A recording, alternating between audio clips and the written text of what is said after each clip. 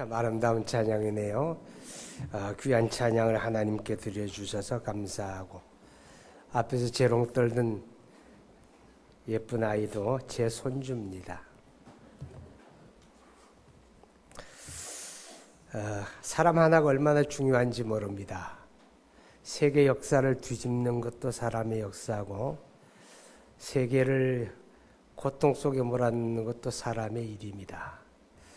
우리가 장학위원회를 조직하고 장학금을 마련하고 장학금을 또 지급하는 것도 이 사람 하나 잘 키우자, 그런 뜻이 되겠습니다.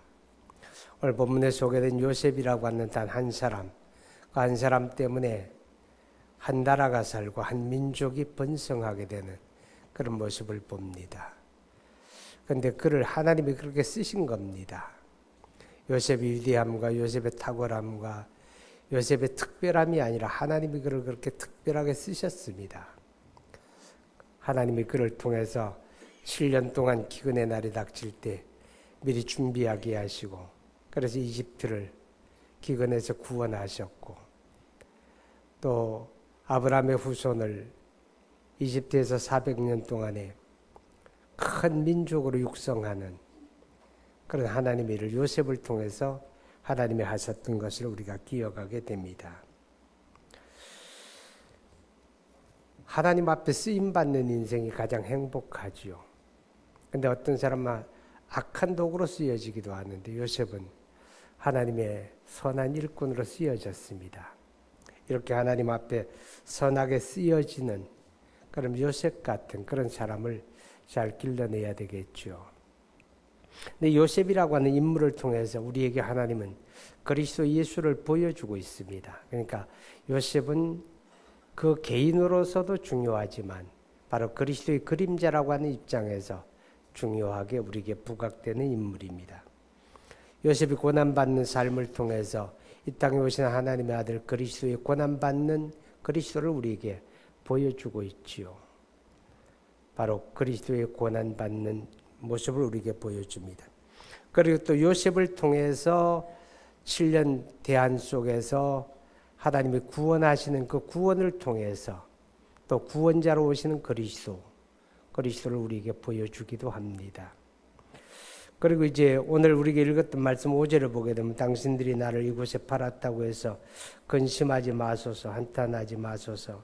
하나님의 생명을 구원하시고 나를 당신들보다 먼저 보내셨나이다.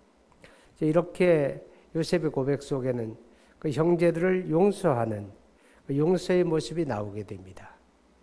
그렇게 고통을 준 형제들인데, 가장 어린 요셉을 팔아버린 형제들인데, 그러나 요셉은 그들을 용서합니다. 그 용서를 통해서 또 우리를 용서하시는 그리스도를 보여줍니다.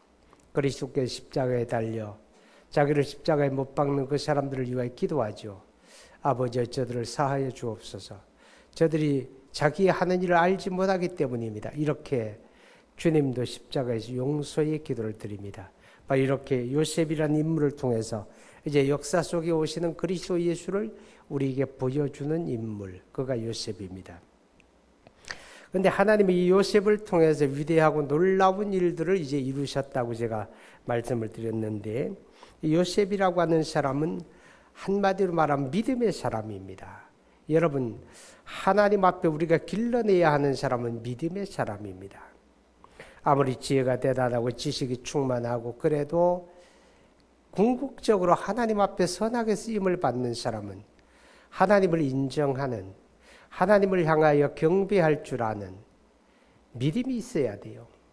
우리는 믿음 없는 사람을 기르는 게 아니라 믿음 있는 사람을 우리가 키워내기를 원합니다.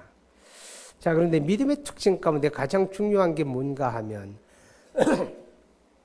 믿음의 사람은 고난을 당하지 않는 사람이 아닙니다. 믿음의 사람은 역경이 없는 사람이 아니고, 믿음의 사람은 고난을 당하고 역경을 당할지라도 그것을 딛고 극복할 뿐만 아니라 유익한 결과를 만들어내는 사람, 이게 바로 살아계신 하나님을 믿는 믿음의 사람이다. 그렇게 우리에게 깨닫게 합니다. 그런 인물이 요셉이었습니다. 어느 누구보다 많은 고난이 그에게 다가왔습니다. 아버지의 사랑받는다는 것 때문에 형제들의 미움을 사게 되고, 어느 날 그냥 붙들려서 꽁꽁 묶여가지고 그래서 장사꾼들에게 팔려서 이집트에 팔려가게 되고 말도 통하지 않는 그곳에 부모 형제를 떨어진 그곳에 혈혈단신으로 버려지게 되고 노예 생활을 하고 감옥에 들어가 고난받고 그런 수많은 고난 그가 겪습니다. 그러나 그 고난이 고난으로 끝나지 않았습니다. 그는 고난을 딛고 일어섰고 마침내 그는 그 고난이 있었기에 이집트의 총리라고 하는 그런 놀라운 일들을 만들어내게 됩니다. 이게 바로 믿음의 사람입니다. 나에게 고난이 있다고 해서 탄식하고 불평하는 것이 믿음의 사람이 아닙니다. 고난을 극복할 수 있다고 고백하는 사람, 고난과 싸워 이길 수 있다고 고백하는 사람, 그래서 반드시 그 고난을 딛고 일어나는 사람, 이게 바로 믿음의 사람이죠. 그러므로 성경은 말합니다. 하나님을 사랑하는 자, 곧 그 뜻대로 부르심을 입은 자들에게는 모든 것이 합력하여 선을 이루느니라. 로마서 8장 28절에 그렇게 말씀을 합니다. 요셉이라고 하는 사람의 믿음의 특징 가운데 하나는 뭔가 하면 꿈을 꾸었다고 하는 겁니다. 마음에 꿈을 품었다는 겁니다. 물론 그 꿈이라고 하는 건 자기 욕망에 의한 게 아니라 하나님의 계시적인 겁니다. 하나님의 계시에 의해서 요셉은 자기 마음속에 꿈을 품지요. 그 꿈이 뭘까요? 이 백성을 구원하게 될 것이라고 하는 겁니다. 이 백성의 보호자가 된다고 하는 것입니다. 아브라함의 후손, 그들의 보호자가 되고 그들의 구원자가 될 것이다 라고 하는 것이 하나님의 계시였고 그 하나님의 계시에 의한 마음속에 꿈을 품고 그것을 바라보고 살았던 사람이 바로 요셉이었다 하는 것입니다. 어떻게 보게 되면 그 같은 꿈과 소망이 있었기에 그 많은 고난을 견디어낼 수가 있었습니다. 그는 고난 받으면서도 그는 결코 적당하게 타협하지 않았습니다. 고난을 받을지언정 차라리 고난에 던짐을 당할지언정 그는 신앙에 후퇴하거나 타협하지 않았습니다. 왜요? 마음속에 꿈이 있었기 때문입니다. 하나님이 주신 그 거룩한 꿈이 있었기 때문에 고난을 믿음으로 감당했다고 하는 것이죠. 마찬가지입니다. 꿈이 있는 사람은 견딜 수가 있습니다. 씨앗이라고 하는 게 땅속에 심겨지게 됩니다. 싹이 나고 자라서 꽃 필 수 있다고 하는 그 씨앗이 그렇게 고백하진 않을지라도 그 생명은 느끼고 있는 것입니다. 그러기에 땅속에 심겨져서 그 억압된 것을 견딥니다. 때로는 차디찬 겨울을 견디기도 합니다. 그러면서 견디기 때문에 꿈을 이루잖아요. 믿음을 가진 사람도 마찬가지입니다. 우리가 키우기를 원하는 인물은 바로 이런 꿈을 가진 사람입니다. 자기 욕망에 충실한 사람이 아니라 하나님의 나라를 위해서 꿈꾸는 사람, 하나님의 뜻을 위해서 꿈꾸는 사람, 우리는 그런 사람을 키워내기를 원하는 것입니다. 요셉이라고 하는 사람은 경건 생활에 힘쓰고 믿음을 위해 고난받기를 두려워하지 않았습니다.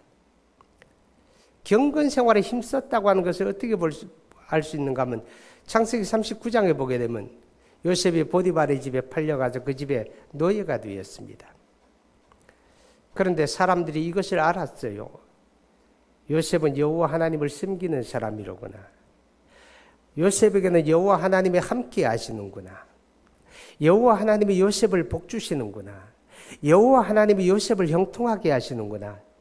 그것을 그 집안 사람들이 보았고 알았다고 말합니다. 그리고 주인인 보디발이라고 하는 사람도 요셉은 여호와 하나님이 함께 하는 사람이로구나. 이것을 보았더라. 그렇게 성경이 기록합니다. 어떻게 볼 수 있었을까요? 만약에 요셉이 은밀하게 마음으로 기도하고 마음으로만 경배하고 마음으로만 은밀하게 그가 신앙생활을 했다면 그 주변에 있는 어떤 사람도 요셉이 여호와를 섬기는 사람이라고 알 수 없습니다. 그런데 요셉을 보았다고 하는 말은 요셉이 공개적으로 신앙생활을 했다 그 말입니다. 나는 여호와 하나님을 섬기는 사람입니다. 이집트라고 하는 곳은 여호와 하나님의 신앙이 없습니다. 거기에는 우리가 성경에서 보는 것처럼 눈에 보여지는 모든 것들이 우상입니다. 그것들이 다 신으로 숭배를 받습니다. 그런데 거기에 가서 요셉이 그런 것들에 숭배하기를 거절하게 됩니다. 왜 거절합니까? 나는 살아계신 여호와를 섬기는 사람입니다. 이렇게 고백하기 때문에 그렇습니다. 그리고 그는 공개적으로 하나님을 경배합니다. 그리고 공개적으로 하나님을 향해서 기도하는 것입니다.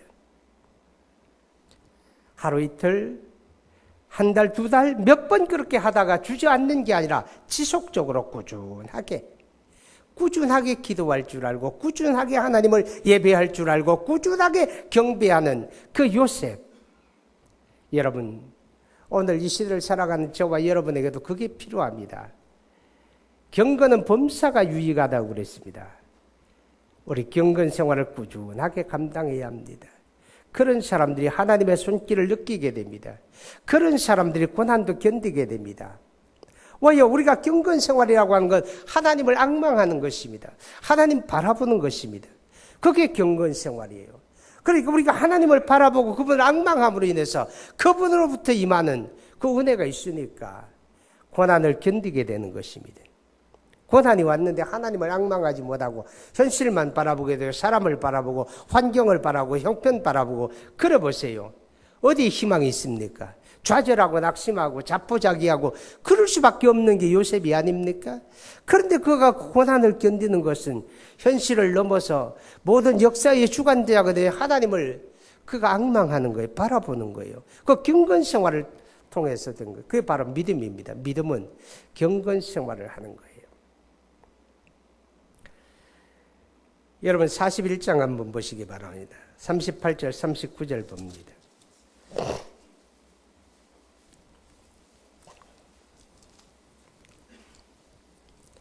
같이 읽어봅니다. 38절 시작. 바로가 그의 신하들에게 이르되 이와 같이 하나님의 영에 감동된 사람을 우리가 어찌 찾을 수 있으리요 하고 요셉에게 이르되 하나님이 이 모든 것을 내게 보이셨으니 너와 같이 명철하고 지혜 있는 자가 없도다. 예, 그래서 네가 이 나라의 총리가 되어라. 그렇게 말한 겁니다. 무엇 때문에? 하나님의 영에 감동하심을 받는 사람, 하나님의 성령의 인도함을 받는 사람이었습니다. 여러분, 예수 믿는 사람이 예수 믿는 사람다워지는 거 말 잘해서일까요? 아닙니다. 신자가 신자다워지는 거 공부 많이 했습니까? 아닙니다. 신자가 신자다워지는 거 성경 많이 알았습니까? 그거 필요합니다. 그러나 그것도 아닙니다. 성경 많이 알고 말 잘하는 사람인데 신자답지 못한 사람 얼마든지 많이 있습니다. 교인이 교인다워지고 신자가 신자다워지고 성도가 성도다워지는 거 하나님의 성령에 충만해야 합니다. 하나님의 성령의 이끌림을 받아야 합니다. 하나님의 성령에 붙들려져야 합니다. 어쩌면 오늘 이 시대에 그런 그리스도인을 하나님이 찾고 계십니다. 저와 여러분이 그런 사람이 되어져야 한다 하는 것입니다.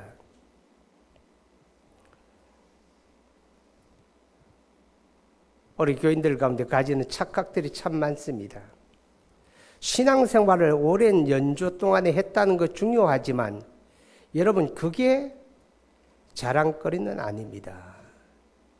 그게 믿음을 보장하는 건 아니기 때문에 그렇습니다. 내가 사이즈가 큰 교회 교인 된 거를 자랑스럽게 여깁니다. 필요하겠죠. 그러나 그게 믿음을 보장하는 거 아닙니다. 그 사람의 믿음이 그 교회 사이즈하고 같은 거 아니다 그 말입니다. 그런 사람들이 오늘 한국 강산에 흘러넘칩니다. 중요한 건 뭡니까? 하나님의 성령에 감동받는 사람입니다. 하나님의 성령에 충만한 사람입니다. 하나님의 성령에 영향받는 사람입니다. 성령에 이끌림 받는 사람입니다. 그런 사람들이 필요합니다. 그런 크리스찬이 이 시대에 필요한 것입니다. 요셉은 그런 인물이었다고 하는 것입니다. 여러분, 요셉은 그 마지막에 이집트에서 죽게 됩니다. 50장에 보게 되면 이집트에서 죽어요. 그런데 그가 유언을 남깁니다. 그 유언이 뭔지 압니까?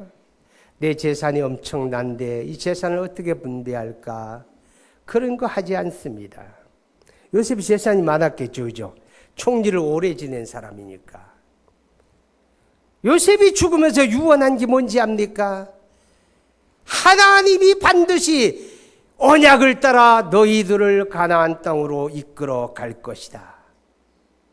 하나님이 그 언약을 지켜 여러분을 가나안으로 이끌어 갈 것이다. 그날에 나의 유고를 가져다가 가나안에 묻어달라. 이것입니다. 이게 뭘까요? 하나님의 언약을 신실하게 믿는 사람이었습니다. 하나님의 약속의 말씀을 붙잡고 사는 사람이었다 그 말이죠. 삶의 환경과 형편은 달라졌지만, 아버지 어머니 다 잃어버렸지만, 고난이 내게 왔지만, 또 영광이 내게 왔지만, 그 영광 속에 뿌리 내리고 살 수 있잖아요, 그 땅에. 그러나 그 요셉은 거기에 소망 두지 않았습니다. 하나님의 약속은 반드시 이루어진다. 하나님의 약속은 반드시 이루어진다. 하나님은 신실한 분이다. 할렐루야. 그 믿음을 붙잡은 거죠. 여러분, 이 시대는 많은 사람이 믿음을 고백하는데 살아가는 삶의 방식은 세상의 가치를 따릅니다. 직분하고도 별로 관계가 없는 것 같아요. 세상의 풍조를 따릅니다. 그래서 흔히 말하죠. 예배당 안에는 예수 믿는 사람이 많은데 예배당 밖에는 예수 믿는 사람들이 안 보인다는 거예요. 왜요? 살아가는 생활 양식이 하나님의 언약의 말씀을 따라 사는 게 아니라 세상 풍조를 따라 살고 세상 가치를 따라 살기 때문에 그렇습니다. 디모데후서 3장 말씀하지요. 말세에 고통하는 때가 오겠다고. 그때에는 사람들이 잘못된 사랑 3가지 나옵니다. 자기 사랑, 이기주의입니다. 돈 사랑, 배금주의입니다. 쾌락 사랑, 쾌락주의입니다. 이게 이 시대의 풍조입니다. 그런데 믿는 자나 믿지 아니하는 자가 똑같이 세상 풍조를 따라 살고 세상 가치를 따라 삽니다. 어쩌면 우리 믿음도 내가 원하는 그것을 위한 수단에 불과한지도 모릅니다. 여러분, 요셉은 그런 사람이 아니었습니다. 하나님의 언약의 말씀을 믿음으로 붙잡은 사람이었습니다. 이게 믿음입니다. 어떤 형편에 살든지 말씀 붙잡고 사시기 바랍니다. 말씀 따라 살기 바랍니다. 그게 믿음입니다. 여러분, 창세기 50장 19절 21절 봅니다. 19절로 21절. 시작. 요셉이 그들에게 이르되 두려워하지 마소서. 내가 하나님을 대신하리이까. 당신들은 나를 헤아려 했으나 하나님 그것을 선으로 바꾸사 오늘과 같이 많은 백성의 생명을 구원하게 하시려 하셨나니 당신들은 두려워하지 마소서. 내가 당신들과 당신들의 자녀들을 기르리이다 하고 그들을 간곡한 말로 위로하였더라. 무슨 말인가 하면 아버지가 되는 야곱이 살아있을 때는 그래도 형제들이 별로 걱정을 안 했는데 요셉은 절대 권력자잖아요. 그 당시 이집트는 강대 국가입니다. 그 지역에 가장 강한 나라입니다. 거대한 나라입니다.